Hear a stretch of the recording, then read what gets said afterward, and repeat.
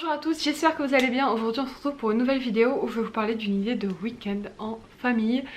Un week-end plutôt sympa, vous allez le voir. Alors je vais vous parler de notre week-end à Sorgues. C'est un week-end aux alentours d'Avignon.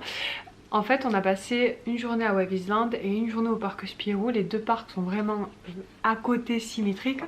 Et du coup on a pris une petite nuit dans un Airbnb qui était à proximité du lieu. Donc ça nous a fait un petit week-end très sympa et c'est ça que je vais vous parler aujourd'hui. Première partie, donc les informations générales. Donc on est parti du 10 au 11 août 2019, donc vraiment du samedi au dimanche. Par rapport à où on habite à Montpellier, on a eu 1h20 de route, donc c'est vraiment pas très loin. Mais bon, c'est pour éviter de faire le chemin quand même, c'était plus sympa de dormir sur place. Surtout que vous allez voir, la location ne nous a pas coûté très cher. On a trouvé un Airbnb à 58 € la nuit qui était franchement nickel, propre, pratique, pas loin. Parfait. Je vous mettrai le lien en barre d'infos, vous aurez un code promo normalement pour Airbnb si je ne dis pas de bêtises. Au niveau des entrées à Spirou et à Wave Island, je vais vous donner le prix que j'ai payé, en sachant que c'est le prix que j'ai payé en passant par mon CE. Donc ce ne sera pas le prix que peut-être vous pourrez avoir, vous avez sûrement des remises sur internet, il faut chercher. Moi ça m'a coûté à Spirou 20 € par personne, il me semble qu'Aaron ne payait pas à ce moment-là, parce qu'il avait 3 ans, mais je suis pas très sûre. Et à Wave Island c'est pareil, c'est 20,90 € par personne. Voilà, que ce soit adulte ou enfant, moi c'était des prix voilà, adulte-enfant que j'ai payé par mon CE. Donc au final le week-end nous a coûté 220 € la location et les entrées. Et ensuite il fallait compter les repas et l'essence pour y aller. Bon, l'essence c'est vraiment pas très loin. Voilà, mais les repas il fallait les compter si vous voulez manger dehors. Voilà, pour vous donner une petite idée du budget. Deuxième point, notre expérience. Alors, c'était un week-end surprise pour les enfants. C'était vraiment un week-end qu'on voulait profiter au maximum parce que cette année-là, on pouvait pas partir en... Enfin, je sais pas si je vous l'ai dit, c'était en 2019, je pense que je vous l'ai dit. C'était une année où le chéri n'avait pas beaucoup de vacances et du coup, on voulait quand même partir. Donc, on s'est dit qu'on allait faire des week-ends. C'est pour ça que vous allez avoir plusieurs week-ends qui sont tombés cette année-là. C'est parce que on a trouvé que ça pour profiter un petit peu. Donc, on voulait leur faire une belle surprise et on a décidé de rien leur dire. Et quand on est arrivé le premier jour, vous le verrez dans le vlog. Alors c'est un vlog que j'ai déjà publié sur ma chaîne de Angelina Maman Quotidien. Je vais essayer de le republier sur cette chaîne là, j'espère que je vais y arriver. Et du coup voilà, vous aurez des images du parc et des deux parcs et du Airbnb aussi si jamais ça vous intéresse. Donc on est parti en voiture sans dire aux enfants où on allait. Et quand on arrive au niveau du parc aquatique, on leur a dit on va passer la journée là-bas. Donc ils étaient trop contents. Alors Wave Island, enfin on n'y était jamais allé, c'était une première fois. On a aimé la découverte. On a déjà été plusieurs fois à Aqualand. C'est vraiment similaire en termes de parc aquatique. Vous avez plein de toboggans, des grandes piscines, des piscines à vagues, des bouées, etc. On a préféré Wave Island parce que déjà il y avait un peu moins de monde. Même s'il y avait du monde, il y avait beaucoup moins de monde qu'à Aqualand. Et la façon dont étaient faits les jeux, le jeu pour les enfants, toute la partie enfant avec plein de toboggans est très bien faite parce que du coup en fait elle est au centre et autour il y a plein de transats donc on peut se poser surveiller les enfants. C'est plus pratique qu'à Aqualand, enfin en tout cas moi j'ai trouvé. Il y a l'activité de surf aussi qui est gratuite, je sais pas si c'est le cas à Aqualand, j'en suis pas sûre. Donc Kayla l'a fait avec son papa, ils ont vraiment beaucoup aimé. Par exemple, nous on y allait le matin pour en profiter toute la journée. Le matin il y a vraiment peu de monde au toboggan donc je vous conseille de faire un maximum de toboggans le matin. Même l'après-midi vous pouvez en faire parce qu'il y a moins de monde qu'à Aqualand comme je vous l'ai dit, mais vous aurez toujours un peu plus de monde l'après-midi que le matin. Il y a un très bon espace comme je vous l'ai dit au niveau des enfants. Il y a peu de transat par contre donc voilà.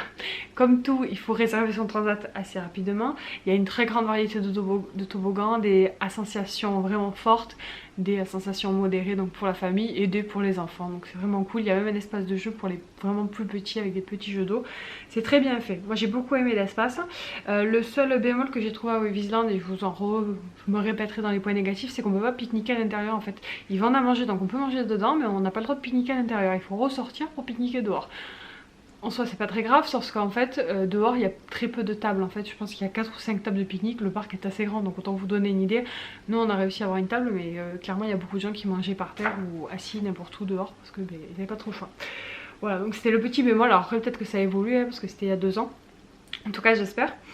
Ensuite le soir on est rentré à notre location Airbnb, l'Airbnb était propre, franchement nickel, pas très loin, bien aménagé, on avait tout ce qu'il fallait, on en était très contente et voilà pour le prix j'ai trouvé que c'était vraiment excellent. Et on a mangé, en fait on voulait aller manger dehors, on était vraiment éclatés après la journée de piscine.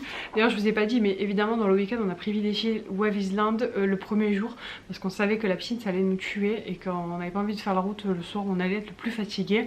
Donc voilà on réfléchit comme ça, après il n'y a pas de règle mais nous c'était notre logique. et heureusement parce qu'on était vraiment morts le samedi soir.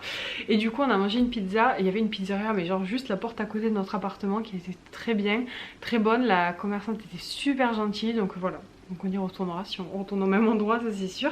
Et le lendemain du coup on a refait la surprise aux enfants d'aller au parc Spirou parce qu'on leur avait pas dit. Ils avaient même pas fait attention en fait le premier jour qu'il y avait Spirou juste à côté. Et voilà, donc ils étaient trop contents.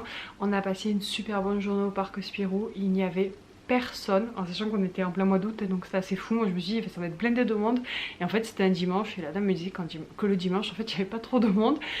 Je me suis dit c'est trop cool. Donc franchement toute la journée il y a eu du monde un petit peu dans le parc mais c'était assez diffus. Mais on a attendu quasiment nulle part. Je crois qu'on a attendu 10 minutes au marsupilami une fois et c'est tout. Donc franchement on a pu faire tous les manèges. Au niveau des âges de mes enfants c'était parfait. Gaëla elle avait 8 ans du coup là. 8 ans et Aaron 3 si je dis pas de bêtises. Et franchement c'était nickel. Le seul bémol pareil je vous en parlerai dans un point négatif, c'est qu'il faut pas y aller avec un enfant de moins d'un mètre parce qu'il peut quasiment rien faire. Mais dès qu'il dépasse un mètre franchement il y a énormément de choix. Il y a beaucoup d'attractions. Les décors sont très jolis. Et voilà, moi on a adoré, franchement on a vraiment adoré. Il faisait chaud par contre, parce que bon, on est en plein été, il n'y a pas trop de zones d'ombre, même s'ils ont essayé d'en aménager. Par contre, il y a plein de vaporisateurs qui vaporisent du coup de la brume d'eau, donc c'est vraiment sympa. Le personnel est très gentil, les mascottes on peut les voir assez facilement, faire des photos c'est hyper agréable parce qu'on vous dire que c'est pas du tout le même dans d'autres parcs d'attractions. Les montagnes russes, vous avez 3 niveaux de montagnes russes, donc ça nous a permis de faire découvrir les montagnes russes à Aaron. Il a fait ses premières là-bas. Donc il y a une vraiment petite pour les petits, il y en a une moyenne et il y en a une très grande qui fait un peu peur. Et Aaron les a toutes fait et d'ailleurs c'était rigolo, j'ai jamais vu un bébé dans une montagne, enfin c'était pas un bébé, il avait 3 ans mais il était avec sa tétine et son doudou accroché à la montagne russe, c'était assez drôle d'ailleurs si vous voulez le voir dans le vlog quand on l'a filmé, c'est juste exceptionnel.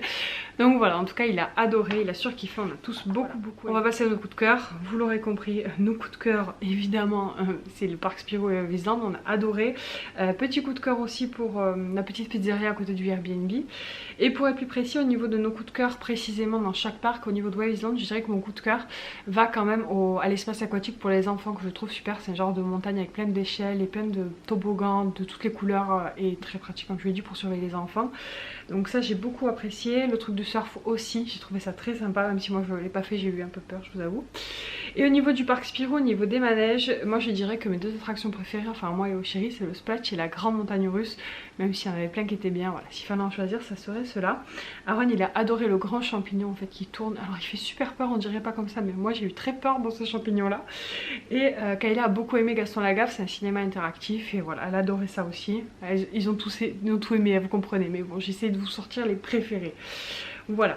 4e point, les conseils et les astuces. Alors donc du coup vous l'aurez compris, je vous conseillerais de privilégier peut-être le dimanche, ça serait un jour où il y aurait moins de monde. Après peut-être vous renseigner, ça a peut-être évolué au niveau de l'affluence dans ce parc d'attractions parce qu'il est assez récent quand même et je me doute qu'il y a de plus en plus de monde qui y vont. Mais voilà, je pense qu'il y a quand même des jours à privilégier. Donc pour information, on y est allé après par la suite en semaine en vacances scolaires, c'était pas possible, c'était rempli de monde. C'est vraiment pas grave, on n'a pas du tout la même expérience, on s'était régalé en août et on a beaucoup moins apprécié parce qu'il y avait beaucoup de monde, c'était pas du tout le même truc quoi. Mais voilà, donc je vous conseille vraiment de chercher une période où... Moi ce que je ferais peut-être la prochaine fois c'est de prévoir de manger dans le parc aquatique parce que du coup pour nous éviter de sortir et de galérer, voilà, ça serait peut-être la simplicité, le truc à faire. Et comme je vous l'ai dit, ne pas venir au parc Spirou avec un enfant de moins d'1 mètre, ou en tout cas éviter parce qu'il pourra vraiment pas faire grand chose, c'est un peu dommage. On passe à la partie 5, la conclusion. Vous l'aurez compris, on a quand même beaucoup apprécié notre week-end, mais quelques petits points négatifs. Les points négatifs, bon, c'est le truc du pique-nique à Waveland, vous comprenez que ça m'a un petit peu embêté. Et le fait est qu'il y ait plus de monde l'après-midi à Waveland, même si ça reste inférieur genre en termes de monde que Aqualand. Voilà, il y avait quand même plus de monde l'après-midi que le matin. Alors les points positifs, déjà les parcs sont à côté, ils sont pas très loin par rapport à là où on habite déjà, tous les deux sont en face l'un de l'autre donc voilà. Le Airbnb est vraiment pas cher à côté, il est très bien. Et ensuite la diversité à l'intérieur de chaque parc est assez dingue, il y a une quantité folle comme je vous l'ai dit de toboggans, de piscines et de l'autre côté de manèges, d'attractions, de cinéma etc. Nous on a vraiment passé un très bon moment dans l'un et dans l'autre parc, franchement il y en a pas, on peut pas les différencier parce que c'est pas du tout dans le même game quoi les deux, mais franchement c'était vraiment super. Il y a beaucoup de manèges, les personnes sont agréables donc franchement c'est régalé. Je vous conseille vraiment de tester ces 2 parcs si jamais vous les connaissez pas, si vous habitez dans la région, c'est vraiment un truc à faire. Voilà, nous on y a passé un très bon week-end, on y retournera avec grand plaisir. Donc voilà, la vidéo est terminée, j'espère qu'elle vous a plu. Si c'est le cas, pensez à la liker et à la commenter. Moi comme d'habitude, je vous fais des bisous et je vous dis à très bientôt pour de nouvelles vidéos. Ciao!